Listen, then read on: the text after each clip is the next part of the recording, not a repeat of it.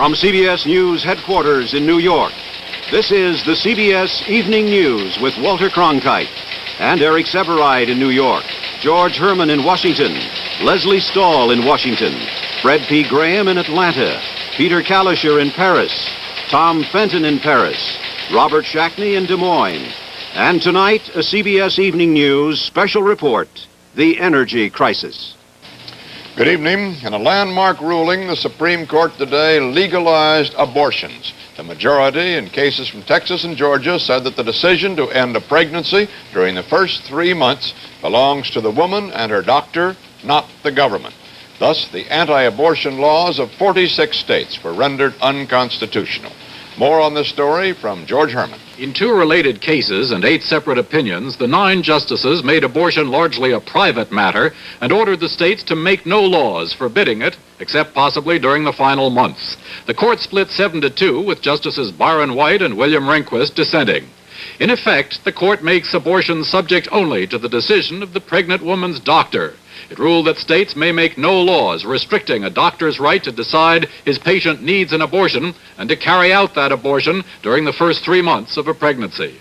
After that comparatively safe 3-month period, abortions may be regulated, but not prohibited by state law and for the benefit of the mother's health alone. Abortion is somewhat more dangerous at this stage, and states may insist, for example, that they be performed in regulated hospitals. Only in the final stages of pregnancy may states intervene and say no to abortion. The court's decision, written by Justice Blackmun, thus sets limits on the right to abortion on demand. One limit is the time when doctors believe the fetus may be able to survive outside the mother's womb. At that point, usually in the 7th month of pregnancy, the state may take legal action to protect the unborn child, even forbidding abortion except to protect the mother. The newly liberalized abortion law brought immediate reaction. I think that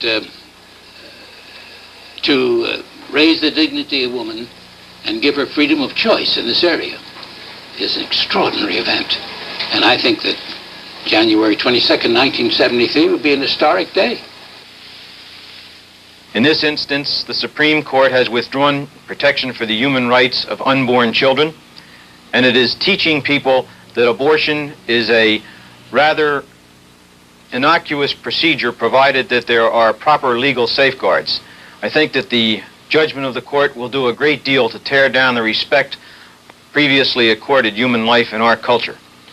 One of today's plaintiffs was an anonymous former mental patient identified only as Mary Doe, 22 years old.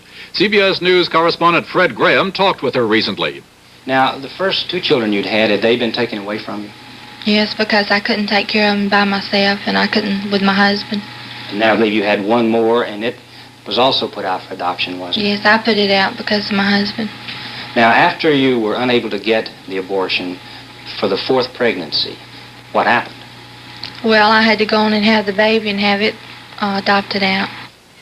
New York State, among others, already have liberalized abortions. Now the rest of the country must follow suit. The White House offered no comment, but President Nixon has always strongly opposed liberalized abortion. Other opponents are now talking of a constitutional amendment to reverse today's ruling. Until then, if the experience of New York State is any guide, America will eventually have 1 abortion for every 2 births. George Herman, CBS News, Washington. There was, of course, other reaction. Cardinal Cook, the Catholic Archbishop of New York, called the decision a shocking action, and Cardinal Kroll of Philadelphia termed it an unspeakable tragedy. The High Court also agreed today to resolve another major constitutional question, government aid to parochial and private schools.